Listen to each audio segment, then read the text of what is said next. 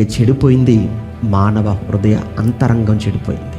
కనుక చెడిపోయినటువంటి మనిషి యొక్క హృదయం, మనిషి యొక్క అంతరంగం బాగుపడేది, బాగుపడాలి అన్నా అది కేవలం ఒక్క దేవుని మాటతో, వాక్యంతో మాత్రమే సాధ్యం. ఇక్కడ అవేనండి మనం చెప్తాము. ఇంతకు మించి ఏమండి మనం మాట్లాడుతున్నాం ఇక్కడ చెప్పండి?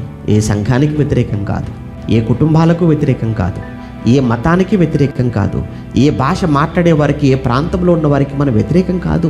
మనం ఒకరికి మధ్య గొడవ పెట్టేవారం కాదు, చిచ్చు పెట్టేవాళ్ళం కాదు, ఒకరిని మరొకరి మీదకి రేపే వాళ్ళము అస్సలు కాదు, రెచ్చగొట్టే వాళ్ళం కాదు. వాళ్ళు వేరుగా ఉంటారు. వాళ్ళు ఉన్మాదముతో, వాళ్ళు ఉన్మాదులు, వాళ్ళు మతాల మధ్య చిచ్చు పెట్టేవాళ్ళు, ప్రాంతాల మధ్య చిచ్చు పెట్టేవాళ్ళు, సంఘాల మధ్య, సమాజం మధ్య అల్లరను పుట్టించే డబ్బు కోసం వాళ్ళు వేరుగా ఉంటారు. మేము అలాంటి వాళ్ళం కాదండి, అలాంటి పనులు చేయమండి.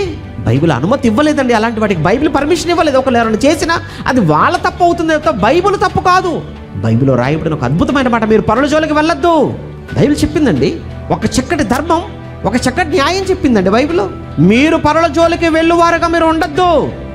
ఎందుకు వారితో మీకు పనేంటి? వారితో మీకు పనేంటి? మీ పనేది మీరు చేసుకోండి, అంతవరకే.